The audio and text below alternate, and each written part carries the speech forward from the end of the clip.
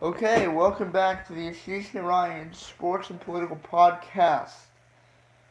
Today, we already discussed the game last night between Boston and Cleveland, and we also discussed the national championship game, the All SEC national championship game, that's coming up this Monday night. So I told you guys before the break that that I was going to look into the NFL playoff picture, who's playing who I think will win. And mind you, I have a lot of options here. I have a lot of places to go here.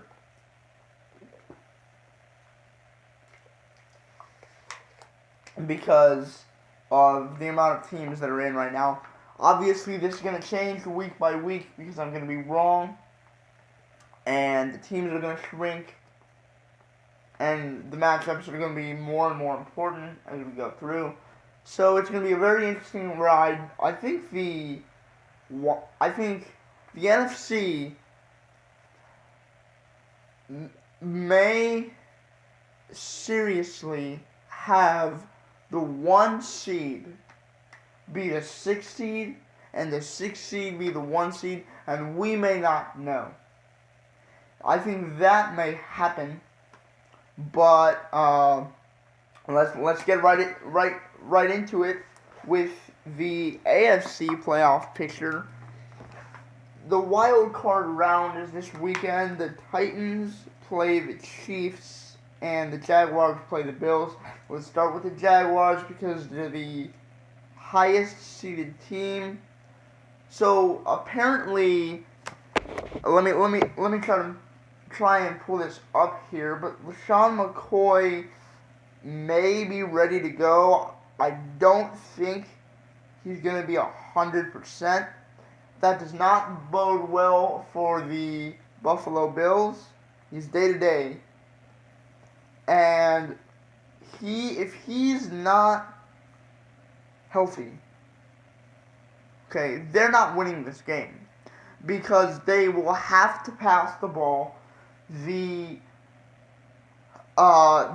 Jacksonville Jaguars have one of the best young pass rushes as well as one of the best young secondaries. A.J. Boye, Jalen Ramsey, Dante Fowler, just to name a few guys on that stud defense. What they don't do well is first down run defense. First down run defense, they're one of the worst in the league, giving up 4 yards a carry, and in general, run defense. With Shady McCoy not being there, it doesn't make things, not being there at full strength, it doesn't make things easier for Tyrod Taylor, who's an average quarterback at best. I don't think his ability to scramble will be necessarily good in this situation because you have 2 lockdown corners and you have aggressive young defensive ends. That's gonna him not being in the pocket and his tendency to run is not going to help him in this game. I think there are multiple turnovers by Tyrod Taylor, a couple interceptions, a fumble, maybe more than that.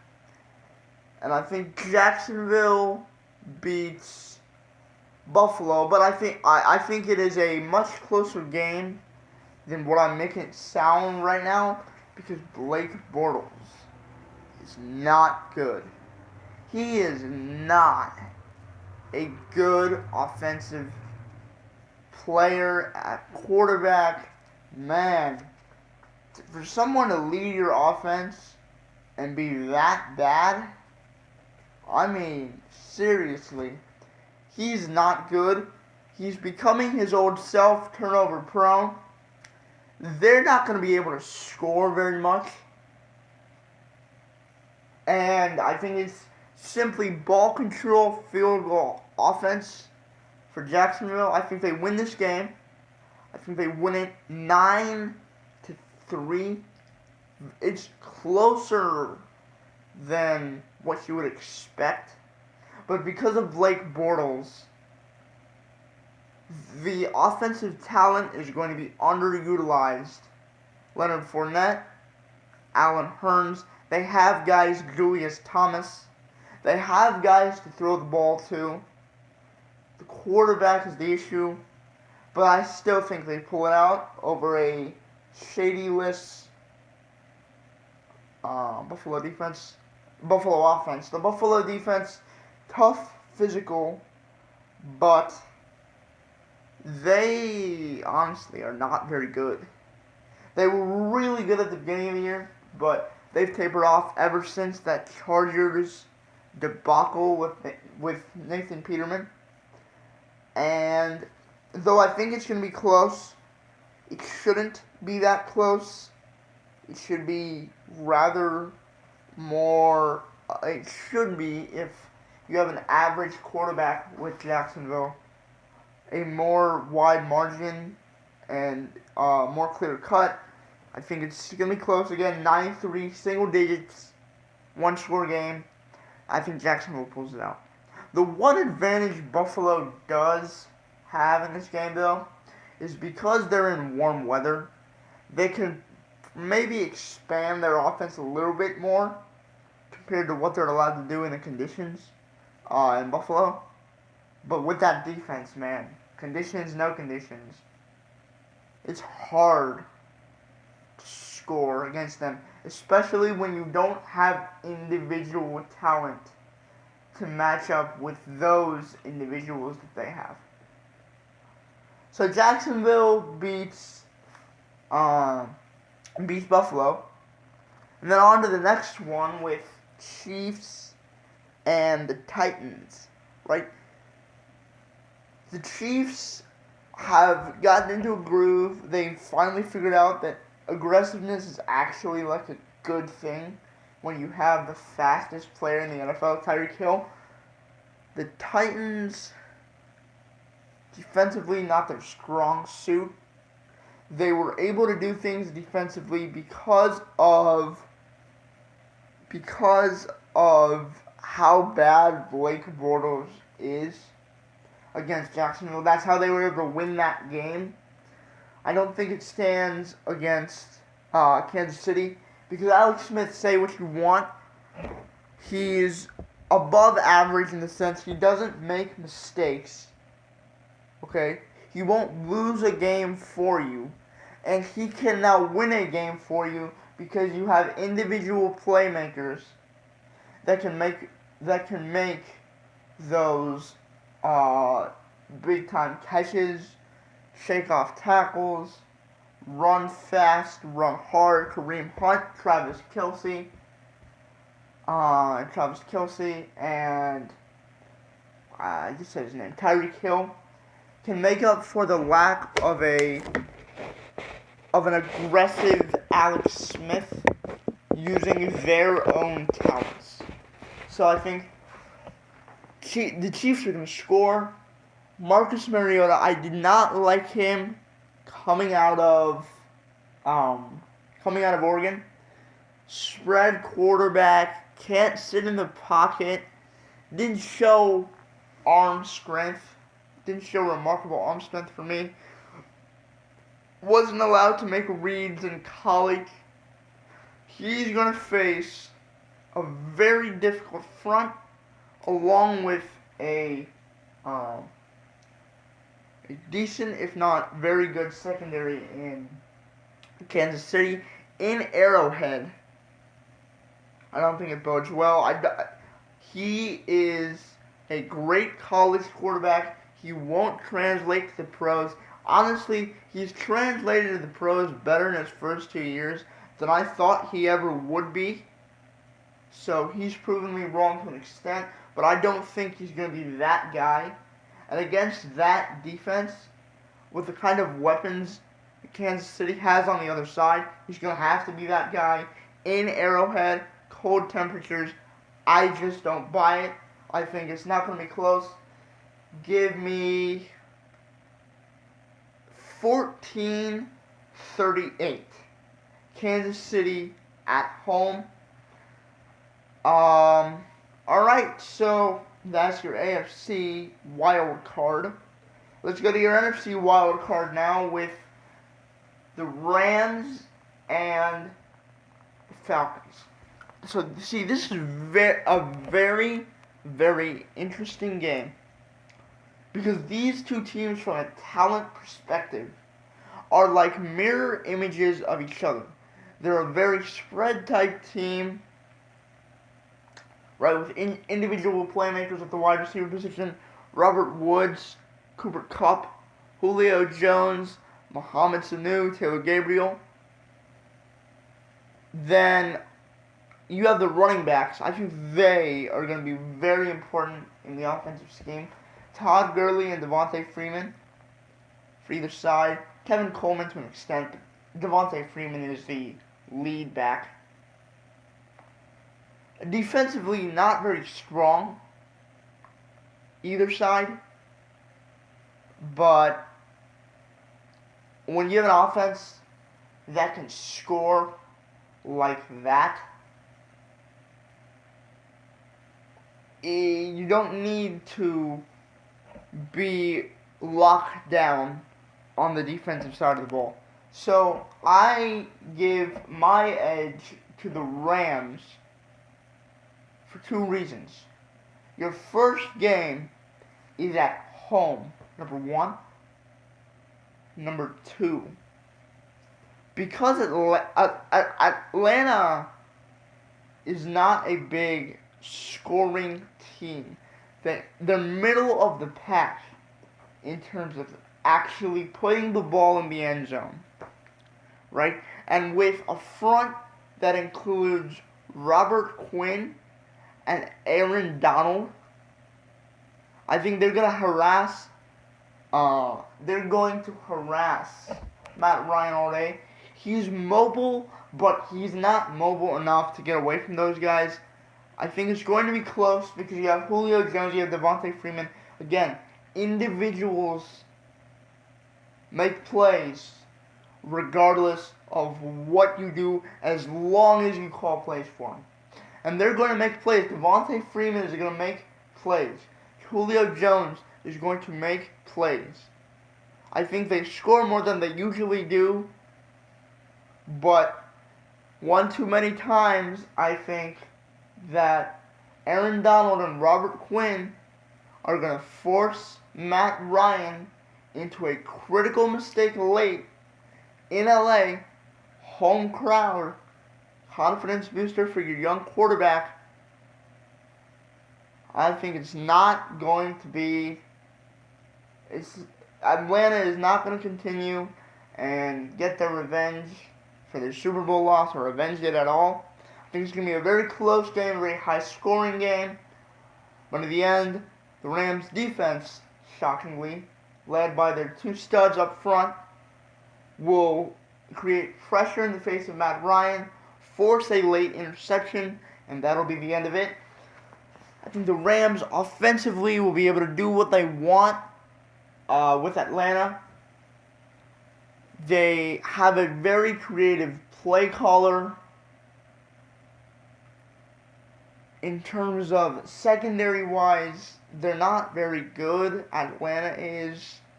What is Atlanta in scoring defense? Let me check that out.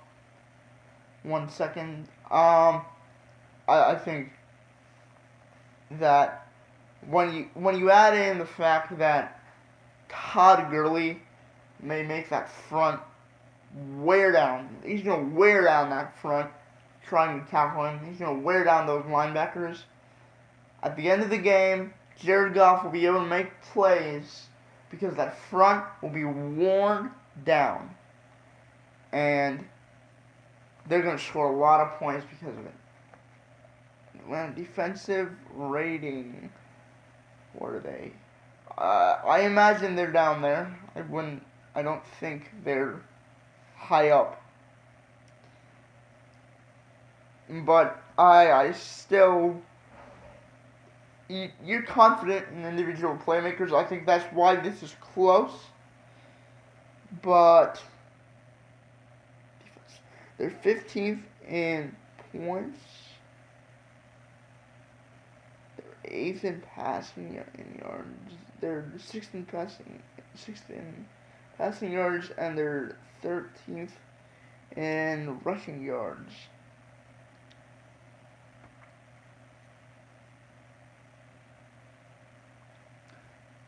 Yeah, I I think it's a close game because the secondary of St. Louis is suspect and can be taken advantage of, and Devontae Freeman can do some things out of the backfield, but I still doubt that he's going to be able to do what Todd Gurley is able to do because of the names on the Rams front. Robert Quinn and Aaron Donald are men. They're guys. Okay? Atlanta may do well up front as a whole, but in the course of the game, I don't think individuals can make enough plays to have a significant impact on the game. On the Atlanta defensive side, high-scoring game, 31-27 Rams at home. Book it.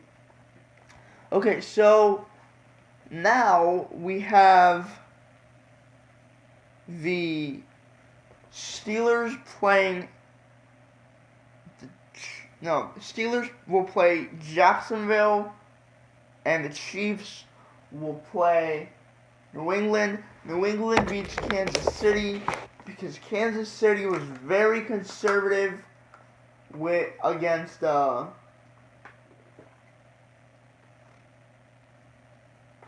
England, and they're able to get away with it because of the lack of discipline in New England's defense. New England's defense is a lot better, a lot more cohesion. They'll be looking at those key guys and trying to stop them instead of trying to stop a scheme. Because if you stop the guys and not the scheme, if you stop the guys, the scheme stops working. If you try to stop the scheme, if you try to read the scheme, the individuals will make plays because they'll out-fake you. They'll out-trick you. That's what Andy Reid is special at. But if you stop the guys, if you stop the talent, which with corners like Malcolm Butler, Gilmore, I think they'll be able to do.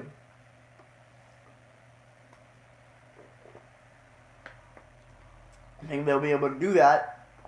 And there is no answer for Rob Gronkowski on the Kansas City defense. There's no answer for him. There's no answer on any defense for Rob Gronkowski. So New England wins that game. Jacksonville versus Pittsburgh. By the way, on the New England game, get 14 points. I can't give you a score yet, but 14 points, say. Jacksonville, Pittsburgh, I think it's a very close game.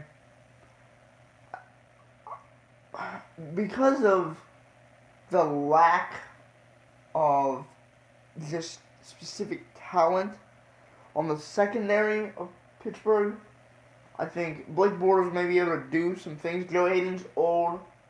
Sean Davis can't cover a lick, especially when covering big tight ends, aka Gronkowski. I think Julius Thomas can take advantage of him. Artie Burns is still young. They can take advantage of him. But Blake Bortles makes mistakes. He's going to score, but he's going to make mistakes in this game. And I think those mistakes will give Pittsburgh extra possessions. They'll be able to run the ball because that's what Jacksonville's weak link is. And I think just pound, run time off the clock, therefore force Bortles into quicker possessions with more home run hits, man-to-man coverage. I think you force him into one too many mistakes. I still think it's a one-possession game. Give me 27-20, Pittsburgh at home. So we have a Pittsburgh, New England AFC Championship in Foxborough. On the NFC side, the Eagles would then play They would play. Oh, I didn't even talk about Panthers and New Orleans. Wild card wise. New Orleans wins because the running game about equal, defense about equal, receiver talent about equal. Who's the better quarterback? Who's not going to make those mistakes? Drew Brees. Cam Newton is an average quarterback. That does not cut it in the playoffs. Drew Brees is an all-time great quarterback. Cam Newton will make 2 boneheaded plays. New Orleans will then score on both of these boneheaded plays, making it a 14-point, 27-13 game. New Orleans moves on. Alright then. So, Philadelphia plays New Orleans, and I already know what's going to happen. New Orleans beats Philadelphia because Philly doesn't have a quarterback. And against that defense, against that secondary headed by Marshall Lattimore, my guy, Ohio State, man, you can't do anything. Their run game might help them a little bit, but when you have power runners and guys that aren't able to gain as many yards as you would like to set New Orleans off balance defensively, I don't think it works well. I think New Orleans will be able to score a lot of points. I really believe in this Eagles defense, but due to the amount of plays that New Orleans is going to run, simply because their offense will not be able to stay on the field, no quarterback, no finesse run game, I have New Orleans winning this game 28-6. Minnesota and LA just comes down to this. Rookie quarterback, warm weather guy. Always been a warm weather guy, going to a cold environment with one of the best defenses on the other side. Case Keenum has been playing really well. I don't think they have an answer for Adam Thielen. And the two-headed monster in Latavius Murray and Jerick McKinnon, they'll be used more as pass-catching options, running options. The secondary is going to get exposed for LA more than they will be for Atlanta, simply because of the ineffectiveness of Matt Ryan compared to how Case Keenum has been playing, and the fact that they can actually tire LA out because the defense of Minnesota will keep LA off the field for a good amount of time. I believe that. I think that Sean McVay is brilliant enough to score points, to get points scored for the Rams. I think it's close. I think it's low scoring. I think it's close. But Minnesota wins off a crucial turnover late by the young West Coast quarterback in a cold environment against one of the best defenses. 20-13. Give me Minnesota at home. Alright, so now we face ourselves with the AFC Championship games. Minnesota and New Orleans, right? And then you have Pittsburgh and New England. First of all, AFC Championship.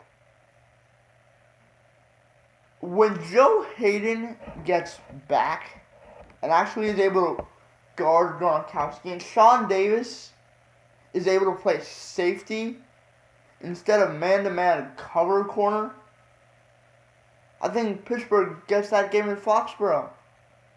Rain, cold, snow, it happens in Pittsburgh. You practice like that in Pittsburgh, it rains.